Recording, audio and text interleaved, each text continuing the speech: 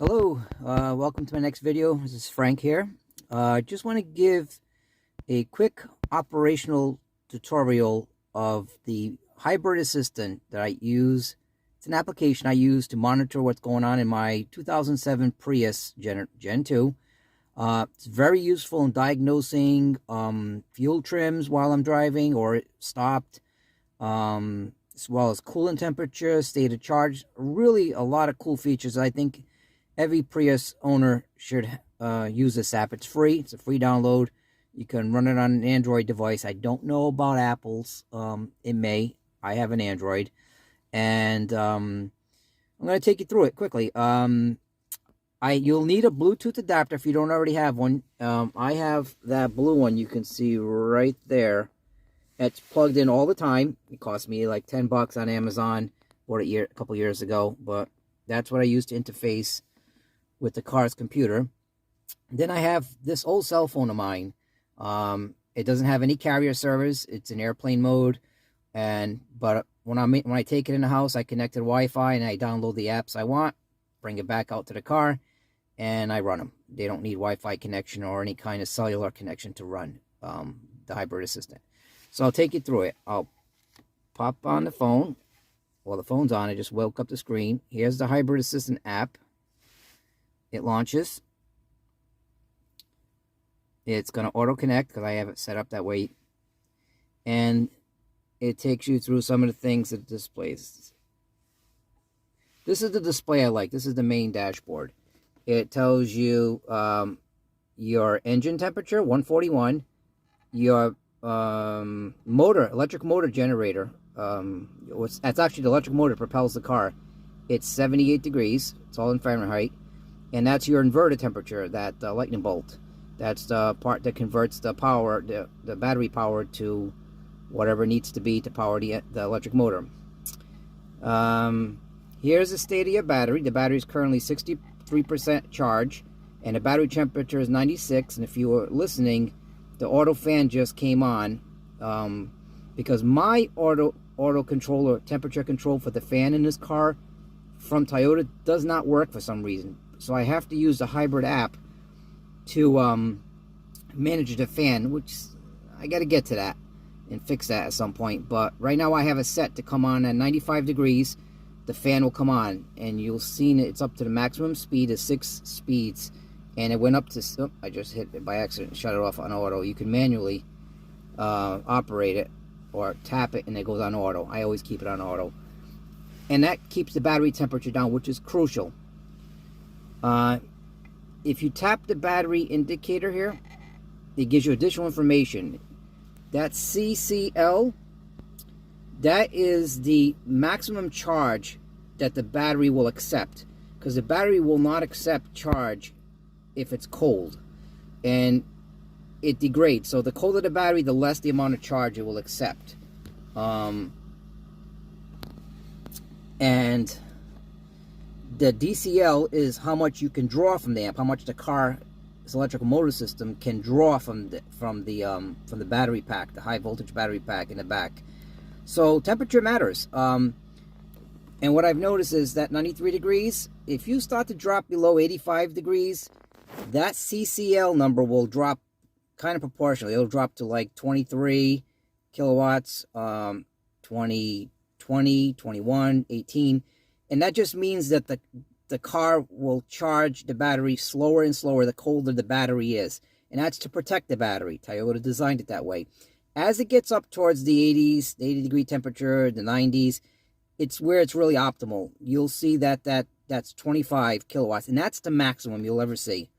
If you start to get too warm, let's say that battery temperature starts to get over 104, 105, which it does in the summer, you'll see that CCL drop to 21 to 20, and that means that every time you're regenerator braking or the car engine's trying to recharge a battery, it's only doing it at a rate of 20, 21 kilowatts or less, because the battery's a little too warm to accept too much charge, and that's the way Toyota manages the safety of the battery. It basically slows how much you can pull from it and how much you can put back into it, as far as the rate of how fast you're putting it back in and out of the battery based on the temperature of the battery. So the 80s, 90s, the low 100s is the sweet spot where it's at optimal 25.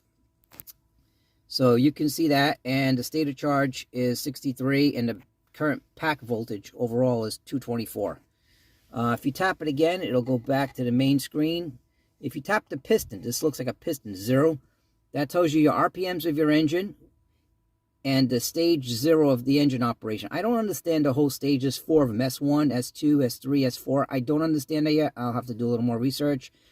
But if you tap that, it tells you some valuable information. It tells you your motor, electric motor generator number 1, the RPMs it's traveling at, the main motor, the big motor, the electric motor that really does most of the propelling of the car. It tells you how many RPMs that's at. It tells you the torque that they're applying, if you just want to know. But these are the most useful to me. The short-term fuel trim is 0. The long-term fuel trim, 28. By the way, that minus 28 is not healthy. Something's wrong with this car. I got to work on that. But that short trim, 0, it should always be around 0. Now, as you're driving and operating the car, I'll actually step on the gas pedal to show you what's going on. It'll move.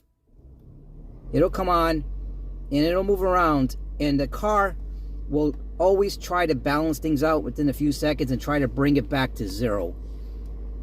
If it's unable to bring it back to 0, and it's like always at 10 or 4 or something, or 5 or higher, then there's a good chance your upstream air-fuel ratio sensor, sometimes called an O2 sensor, but in this car, it's called an air-fuel sensor. It's the one closest to the engine.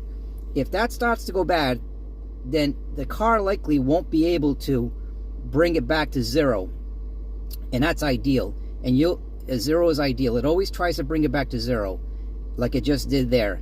If it can't, then your fuel economy is going to suffer. And I've had it go bad in this car, and it was sitting at all the time around 15, and I was getting in the teens for mileage. And you might see black smoke come out of the tailpipe a little bit. That's not good. That means, in this case, it was a bad O2 sensor, the upstream, and once I put a new one in, it adapted to it would dial into 0. Now, the long-term fuel trim, the negative 28, I still don't understand what's going on there. I might have a vacuum leak of some sort. I'm not sure.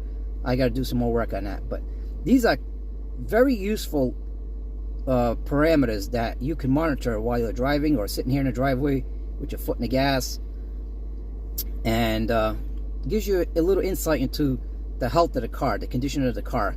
But that short-term fuel trim with me stepping on the gas here at idle at 3 is fine, in my opinion. If I start driving, it dials regularly into 0. As you accelerate or decelerate, it might go plus minus 3, 4, 5, 6, 7%. But within a few seconds, the car tries to bring it back to 0 and keep it at 0 as well as it can. But it's supposed to always keep moving as the driving conditions change.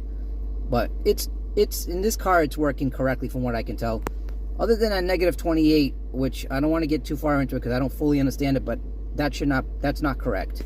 That's an indication there's something wrong, and that's not for the context of this video.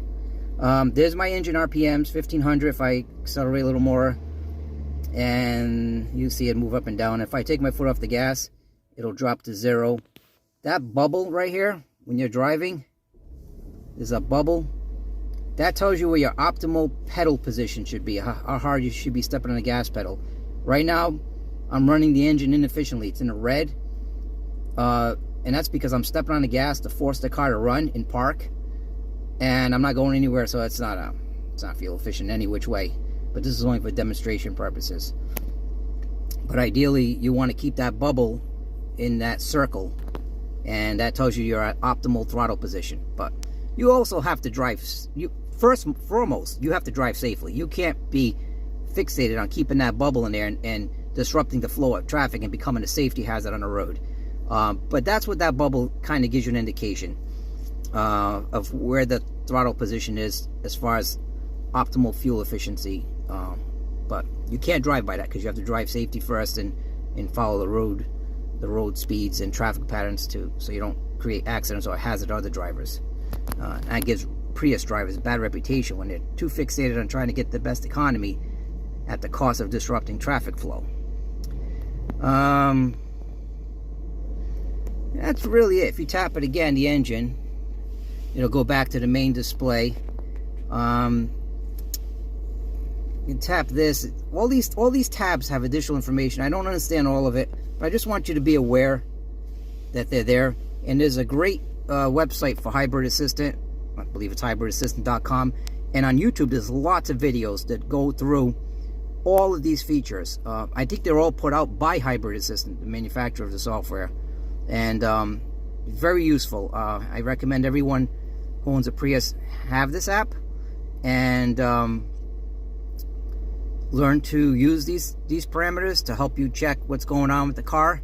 I'm not telling you you can solve everything with this information, but I like knowing about it. I like seeing it. I'm a backyard mechanic. I do a lot of the smaller repairs on my own. So I like using it. It's useful to me. I like understanding things. And just quickly, through this toolbar right here, you have additional features, including the battery check, which if you tap the battery check, gives you a status of the battery. Tells you how the cells are, and more importantly, you see that differentiating equals 0.27 volts, whatever. I've been told that you want to see that generally at no more than, I don't know, I think it's 0.1 if I recall, which right now that's over that. And that basically tells you that between any of those cells, there's no more than 0.1 volt difference between the battery cells. And I usually use Hybrid Assistant, which you have to pay for to do this. And I've done a health check with the battery, and this battery is currently at fair health. It's in the upper 50s, like 58% or 57% battery health. And this battery seems to work fine. I don't believe there's a battery problem in this car. I don't get no errors whatsoever, and the car does run fine. But just want to let you know there's all these features in there. And I'll stop that battery check and get back to the main screen. Now, sitting here, I had a green battery when I first started, but just sitting here, the bars in the battery have dropped, and I'm running the engine. I don't know why it does that, but on this car, it does it a lot when I start it up in the morning. When I take it out for the first time in the morning, the battery will likely be like that, and then within a minute or two, it's back to full. So I don't know if it's going through a self-check. Car runs fine, operates fine, but I've seen that a couple times, and I'm not even sure I should be mentioning it in this video, because this is really about this letting you know what you can do with the Hybrid Assistant app.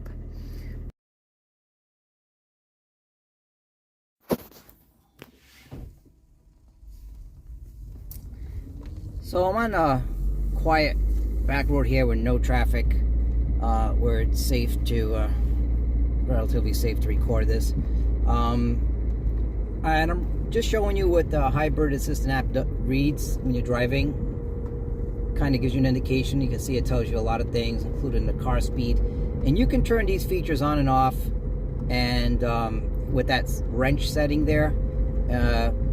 But I like to have everything turned on. I like to know everything there that the system's capable of displaying. You can see the RPMs, you can see the battery temperature, you can see that bubble I referred to before as far as optimal throttle position. I just engaged the cruise control, and you can see because I'm on a flat grade, the engine RPMs went to 0, and I'm running basically off a battery. I shut cruise control off, I'm sorry, I did that wrong. Okay, I believe it's engaging now, yeah. So you can see how the engine comes on, because I'm starting to go up a little bit of a hill. You can see that green bubble. The car's cruise control system does a better job of keeping that green ball in the circle than I do on my foot. Sorry about the reflection there. But you can see what it's reading, what it's telling you, engine temperatures, a bunch of other parameters. You can, like I said, on your own time, you can look at that and study up on it and figure out or how it can be beneficial to you. But I just wanted to show you that real quick. All right, that's that. Thank you. Bye.